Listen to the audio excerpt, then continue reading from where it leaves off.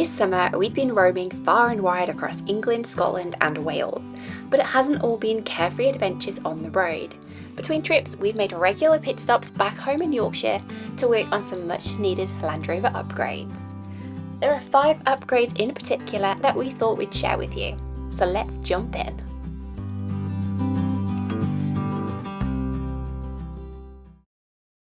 Whilst exploring Norfolk, we noticed the back end of our landy started to sag a little. That was our sign it was time to upgrade the rear springs. So we ordered a new set and made a pit stop back home to get the job done. So we're just unboxing now and we're going to take a look at the springs and check out all the parts it comes with. Obviously we bought the plates and the brackets separate, which we've sprayed up. So, got the heavy duty springs. Spring seats that Chloe has very kindly painted, and then nuts and bolts. So I've already doused everything in WD-40 last night, which should make things a little bit easier. But one thing I do want to show is these wheel nuts are completely stuck on. We tried these a couple of weeks ago just to try and get them off. Yeah, so that isn't happening. So I've purchased a new tool. So this is the 1/4" impact wrench, but from my research I think this should be able to get the wheel nuts off. It's got 450, I think it's Newton meters of breakaway force, so hopefully that should break straight off. So there we go. Never used one of these before.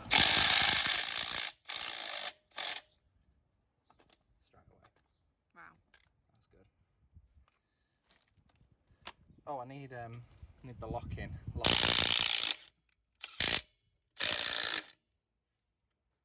So the next thing I'm going to do is I bought these spring compressors. I understand these aren't very good to use, but these do have a locking pin on, so it shouldn't be so bad. Now, we shouldn't have to put the spring under a lot of pressure because I've seen it that you basically just lift it up from the chassis, and that should kind of put enough slack in the spring to put the new ones in. But what am I saying? Yeah, but if we put these on, we shouldn't have to lift it up as high, so we're going to do that.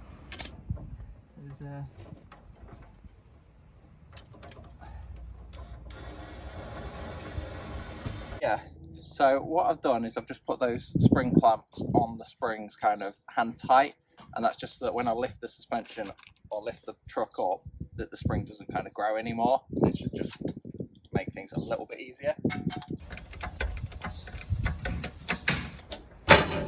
Well, they're popping out. Yeah, that was the plan.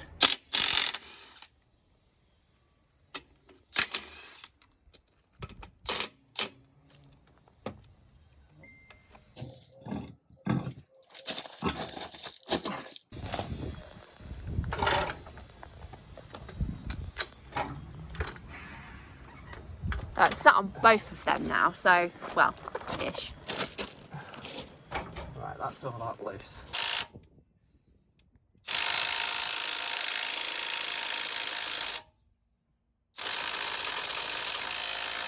There we go. So we've currently got a little bit of a dilemma, which we kind of knew we would have. The bolts that hold it all in are very rusty. We sprayed these down last night to try and loosen them a little bit, but it's not really done anything. So the only thing we're going to have to do is try and cut them out. Okay, so we used a combination of the multi-tool with a metal cutter to cut the top off the bolter, while spraying it down to keep it cool, and we've just managed to snap it off. So good news is, if you can see in there, you can see that bottom one through. let's have a look. Yeah, we're getting there. We're gonna win. so you can see that one's done. So what is it, 3 left to do? Yeah, okay, it's not too bad. Our blade looks very sorry for itself. Yeah. There we go. It's going. Got it? Yep. There we go.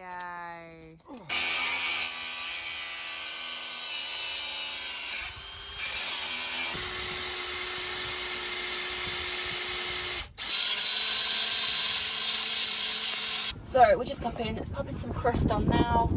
Oh, something blew in my eye. Crusted, that's dried, and now we're going to pop some of this Hammerite on as well, just to protect it a little bit better. Now this is a service you would not get at a garage.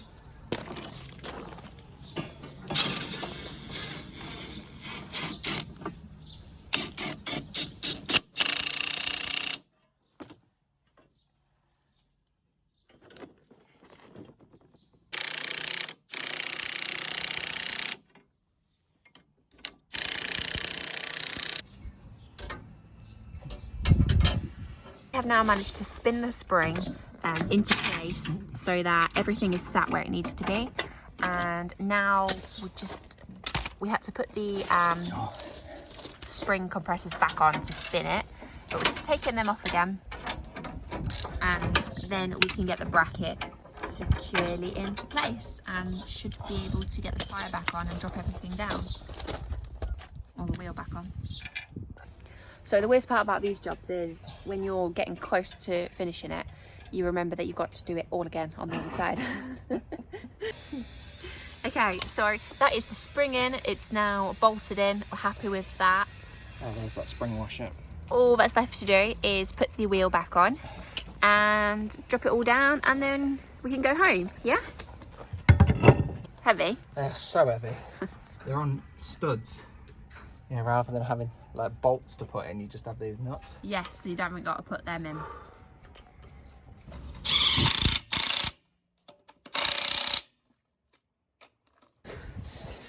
So that's that side done. I've just measured them up.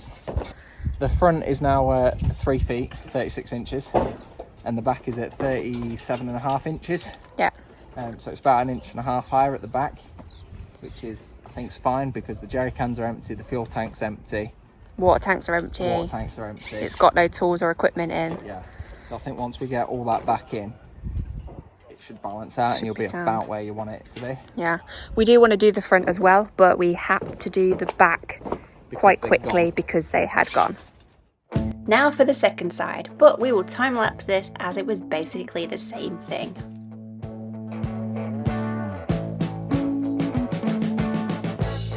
We've been living in sin so long, all the fields are gone. Fella stopped me on the street last night. Another job we ticked off this summer was installing a water 2 filter in the Landy camper. We installed this back in the house in January and loved it, so we are excited to get this install done. First thing we're going to do is we're going to shut our water off. Just the switch. Now, one of my absolute favourite things about these filters is how easy they are to install. So we'll just grab it all out first. We've got the original pod.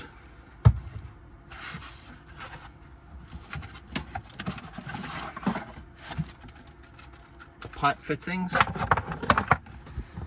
And then we've got the fluoride filter as well, which is very handily the same size pod. We've got the bracket and the clicker warner. So all we do is we take the inside, which is this extra side on the fluoride filter, and put that into the outside of the original filter. They just click together, and we'll just put the bracket on that and hold them neatly together. And then we're going to come under our sink. We're going to find our cold supply and just take that off, which is very tight. You probably can't see anything.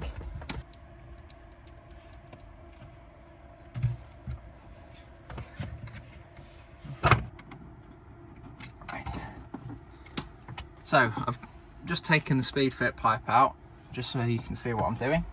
And all we do is we're going to put that one on there. Oh, there we go. So there we have our sink end, so that goes up to the tap, and then we have our pipe end which connects to the rest of our plumbing system. So, and all you have to do is get that one, goes onto there, then tighten it up. There we go. Now I'm just going to plug that back into the speed fit.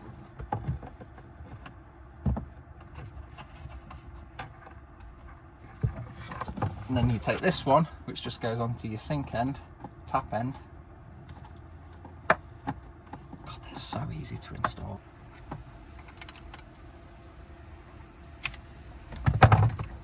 And that is essentially it. So all you would then do is then plug that end in that end, and that end in there, and then the water comes out your pipe, goes through the filter, through the fluoride filter, and then out to your tap. So all I'm going to do now is just take those back out, position it in the cupboard, and get everything kind of tidied up and plumbed in properly. There we go. What did you do to activate So it? you just hold it 5 seconds. There we go, and I guess that just starts the year timer. Same on that one. And then all we have to do now is turn the water back on.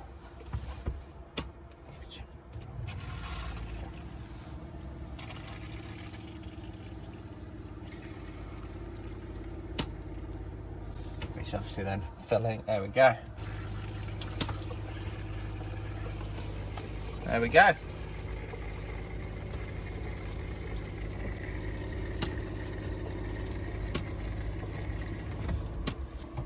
Oh, that's so easy.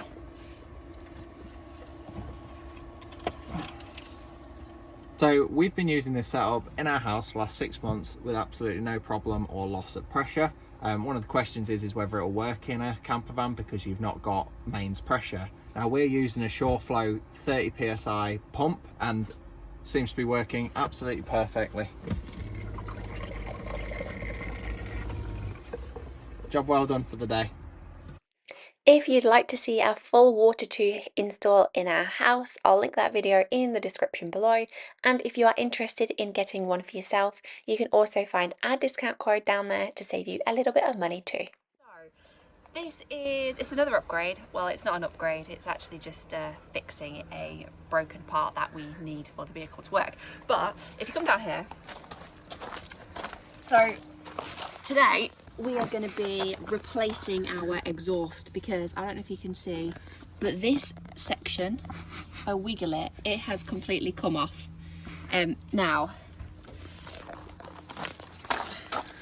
we have fixed this a couple of times and it's just not worked.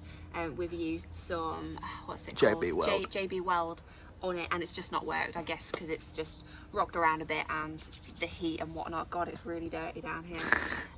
It's just not worked. So we've been putting it off for a few weeks and we've finally ordered one, and we're gonna just get it replaced, and we thought we'd share it with you because why not? So we're gonna get it replaced and hopefully it shouldn't take too long, but that is last words when you do anything yourself in a Land Rover. Yeah, so let's get it replaced with this nice shiny new one. So if I show you on the new one, on the existing one, it's snapped there. So it's this weld that's just snapped off. So it will be nice to get that replaced. We've got the part, so the next bit we need to do is take off the old exhaust. So all I'm gonna do is take off the bolts here from the old one underneath. So let's do that now. So to do this, I'm just using a impact with a 17mm bit on and a 17mm spanner. So let's give it a go. Hopefully it's not rusted on too much because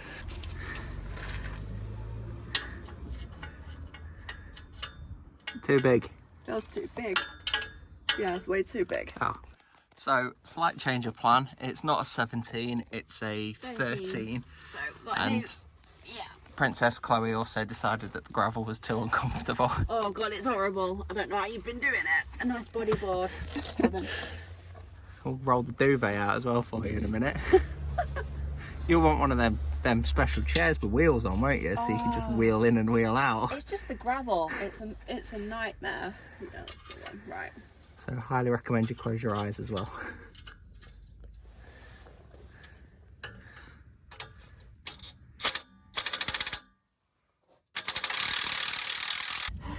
Okay, so we got the first one out. It snapped, but it is out, so I'll just put that down. It's a good job I bought replacements. Yeah. Okay, the other one doesn't look so bad actually.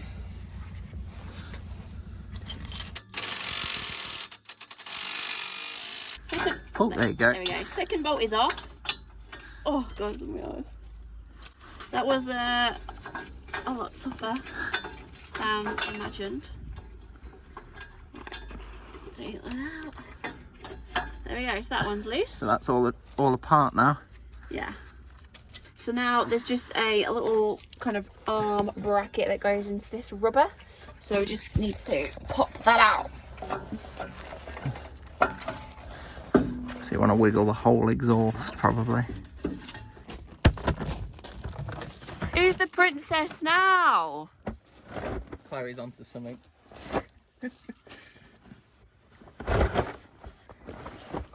Okay, so now we're just trying to get this piece out of the rubber, and then that should be the old exhaust completely freed. Okay, so are we going in? Yeah. So that was pretty challenging to get it out of the rubber.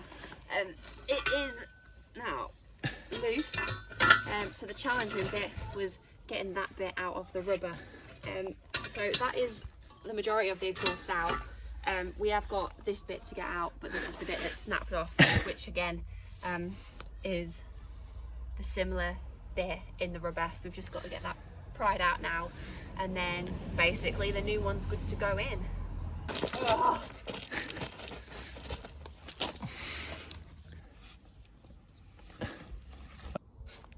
Yeah, so old one's now out. You can see where it's snapped and where the soot has been leaking out of the crack. New one next to it. So now it's just a case of get it in the brackets and get it all screwed back together, bolted back together. So we just got some WD-40 out to spray on the rubbers to hopefully make getting the new exhaust bits in a little bit easier, because it is a tight squeeze with the catches. But yeah, hopefully this should make it a little bit easier.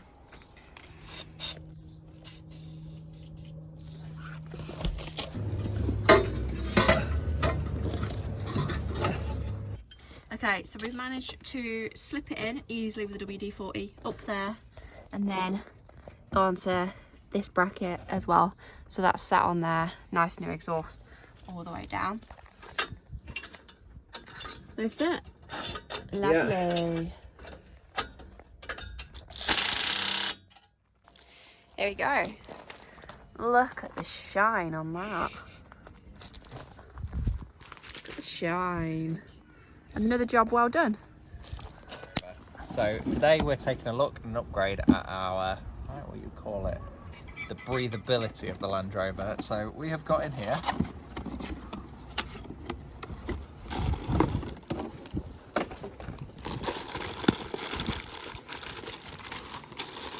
a foam intake filter. Now this should bring approximately 30% more air into the engine. We had one of these in originally. I was gonna say, are you gonna tell them the ironic thing here or not? We had one of these in originally. Land Rover ran with a lot more power. I changed the air filter, didn't really think a lot of it, and threw it away. These are actually a lifetime filter, so you just wash them out.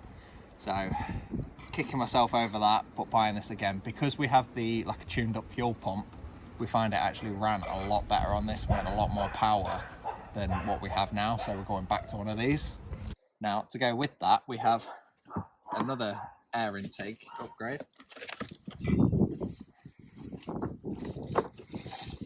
Which is this. So this is a snorkel raised air intake pre-filter. So what this does is just collect large particles of dust prior to getting it into the filter, so that this should prolong the usability and how often this needs to be washed. So that's what we're installing today.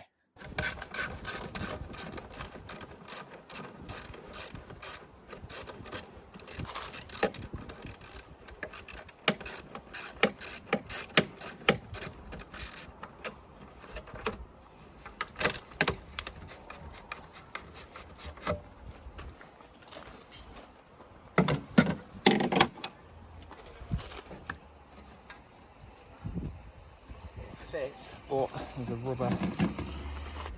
Right.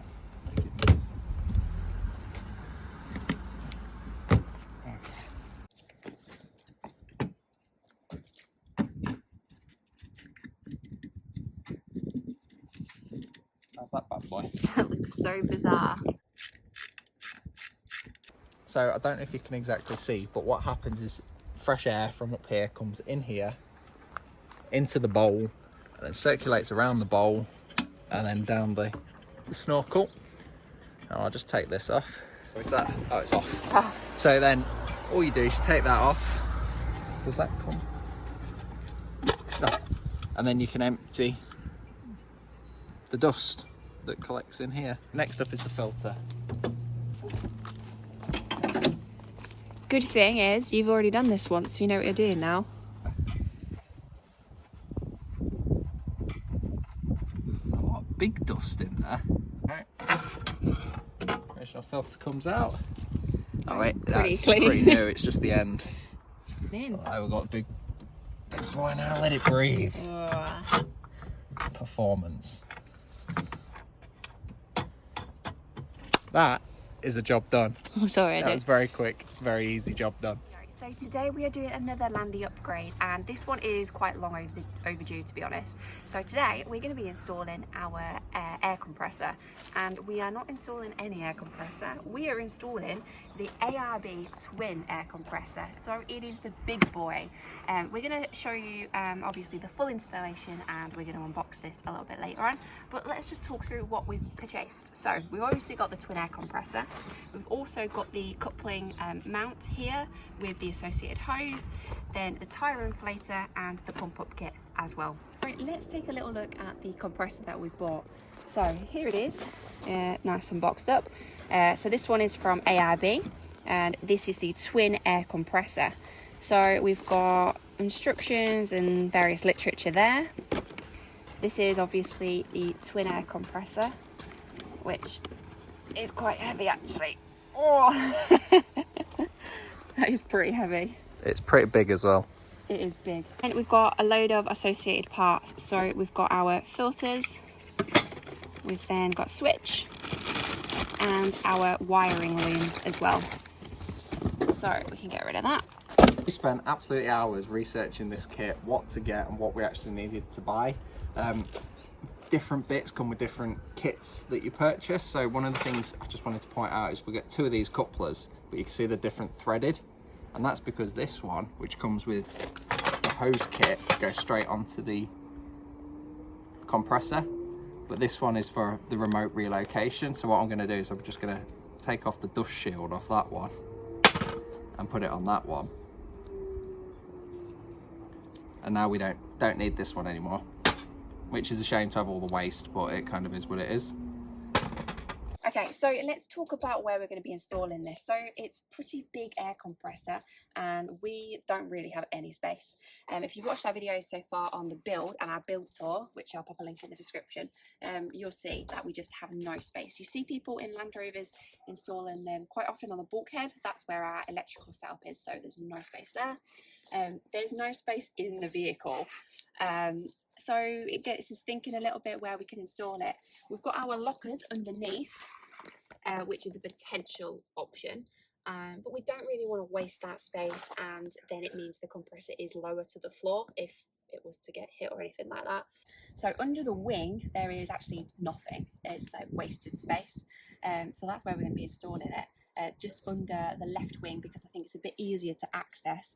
There's not as much stuff we've got to take out to get under it, but there's nothing under here, and it'll provide a nice solid base, especially because we've got this kind of checker plate and it's a lot thicker, and I think it will sit under there quite nicely. It's quite high up, and I think it will be really good. Let's take a little look. Very hot in there. So the only thing that we've got to remove is this. Oh, it is quite warm. And I think we'll take the headlight out as well. Yeah, we have had the headlight out. It's not too bad, is it? Before. No. It's a little bit warm under here because we have took it out for a drive this morning. We actually went to York Land Rover show and had a little wander around, so it's a little bit warm. But yeah, so this side we've only got to take this out. If we were to put it under this wing, obviously there's a bit more going on. You kind of got this as well. This side we've just got our horn here and then that, but I think it should sit under there fine. Held on with hopes and dreams. Hopes and dreams, that's it. Yeah, so we've been thinking about where to put this air compressor for a while, and I think that's possibly why we've been putting it off.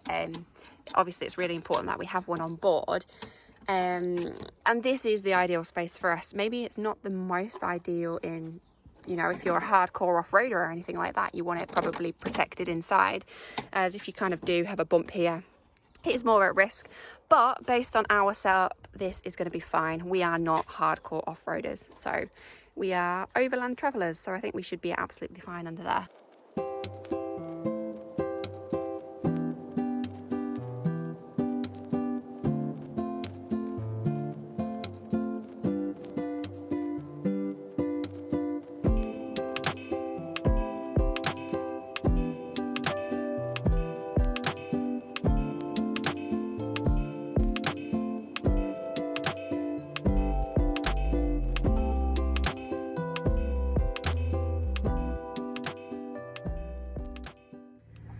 All right, let's see. Oh, loads of room. Really? Yeah. Just need to, I think. Oh, loads of room. Yeah. Easy. So before we start any fitting, we're going to get the compressor assembled so we're not kind of working difficulty underneath. So let's take a look at this. So we just pop these caps out. There we go. Now these are the air intakes for each compressor. So obviously there's two of them for two compressors. Now if you're mounting, I guess, lower, you can put these on hoses and kind of relocate where the air's coming from. Where the air's coming from. So then we're going to do the airline on top. Then we've got the air fittings that we purchased. Now that one doesn't need any PTFE tape because it's got a rubber bung, rubber gasket. Ooh, so just assembling the air hoses. Alright, so what we've done here is we've just assembled everything. So we've got, it comes out the compressor into a straight kind of reducer that comes in the kit, and then onto an elbow, and then onto this hose. Now this hose will then lead onto the coupling, whatever we're going to call it, up, say here for example. So now all that's left to do is get this installed and mounted up.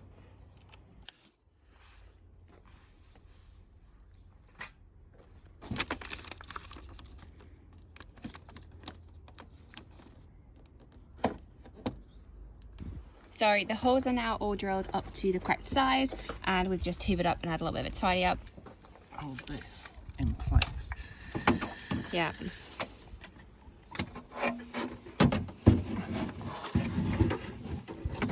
Okay, so obviously we fitted it, drilled it. We drilled it in the wrong place. The compressor does not fit. So we took the spade mount off just to try and work it in, because it will fit. It's just lining it up's the difficult part. So we've moved it forward a little bit, and we've checked that it fits, double checked, and it fits in. And yeah, we're gonna give it another go, get it re-drilled, and hopefully it will work this time, because we just keep getting holes in the wing. But yeah, I'm pretty sure it's gonna work. Take two. Okay, so we've got good news in the Landy department. So we moved it forward, and we've now temporarily test fitted it, dry fitted it, and it fits. So as you can see, previously drilled it back here, and it just didn't fit. There wasn't enough space here. It needed to be a bit over this way. So we moved them up here, re-drilled, and it's now fitted. So as you can see, just under there, under the wing, plenty of space under there, which is fantastic. So we've got obviously the old holes to deal with, which space to remount as well. Yeah, they're not ideal, but it's not the end of the world. We needed to fit the compressor, so yeah, pretty pleased with that. That's good job. We're all installed. I've just mounted the spade back up. We've obviously got 1, 2, 3, 4 holes from the unfortunate mistake. So I've actually just painted up 3 of them, because what we're actually going to do is just put these bolts and nuts through them, just instead of filling them. That one we're going to fill because you can see the plate of the compressor behind it. And then this one we're actually going to use as our mounting point For our coupler. for our coupler. Is it a coupler or a coupling? I think it's coupling. Coupling. For a coupling. That's what we're going to do there anyway. Yeah, so it's not actually too bad. We'll pop a bit of paint on these so you won't see them. We can always decide to fill them if we want, but it's just... Keep your options open. Keep your options open. Yeah. That's going to be spot on, isn't it? Brilliant. Okay. Okay, so we are now going to look at the electrical side of the setup. So it comes with a couple of wiring looms. So you got this big thick one, which has got two, I think, very, very big fuses on. Bloody hell, they're big. Look at the size of that. Oh my God, I've never seen a fuse that big. Why are they so big? Because it's such a big power okay. consumer. So that's two 40 amp fuses. So they just go to the battery and provide power to the unit. And then you have another very complicated looking loom, which goes to your switches. Now what's going on here is you've got it all taffled up. There we go. So you've got the isolator, which turns the compressor on and off, and then you've got switch 1 and switch 2. Now, because this is the big compressor, you can use it for air lockers on your front and back wheel locks. We're never going to use it for that because that's not kind of off-roading we're doing, so we're actually going to try and make up our own loom just to turn the compressor on and off. Yeah. Which should be easy enough. So I've just pulled this apart on the wiring loom, so I don't need that one. Oh, fingers right in that shot. And then we've got this piece of the loom, and what I need is this purple and black one, which is a positive and negative. So the compressor's got a built-in relay, so all we have to do is send a negative feed down the negative and a positive down the purple. So all I'm going to do now is de-pin this plug, so I'll just show you how I do that. So I've got a little de-pinning tool, and all we do is we grab one of those. I could do something a bit stronger. That one. That one. Puts it in the plug, bend the tab, there we go. Oh, let me just do them all. There should be. Oh. Then what we've got is kind of pinned and ready to use plugs. So that's just allowed us to de-pin that plug, so that plug is still good and usable if we wanted to come back and use that at a later date. And it's also kept all these spades intact, which then we can just fit the appropriate cable to. So now let's go get some of the wiring installed into the truck. So what I'm going to do now is I'm just going to de-pin this plug so that we can pass it through the existing bulkhead grommet on the battery box. I'll show you that in a sec. So I've just took some pictures for reference so that I can put everything back in its original position. Now this wiring loom looks a little bit tight, so I just want to maximise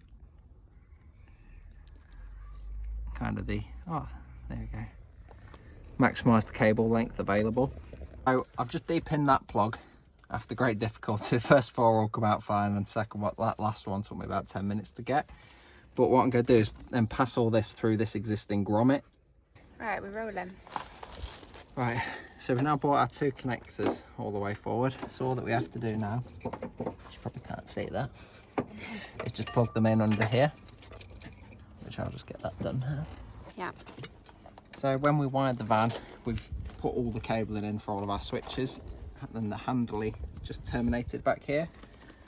So here I have one for top number 4, which is our 4th switch on the control panel.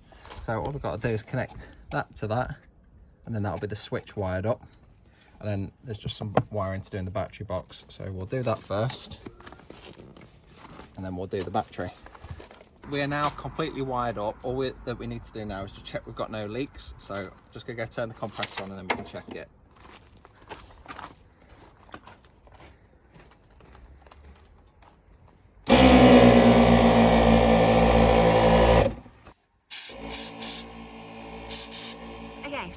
we're just gonna put our tyre pressure to the test now and get our tyres pumped up to a better pressure.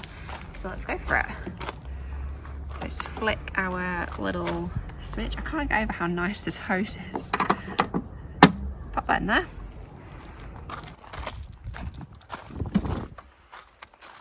So we've just popped a new little switch on here.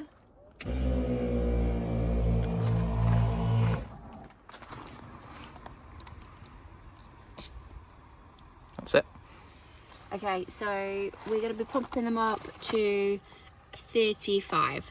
So Yeah, so it's not far off. no, it's not too bad. Let's go. You just hold the lever. How do I know? You let go.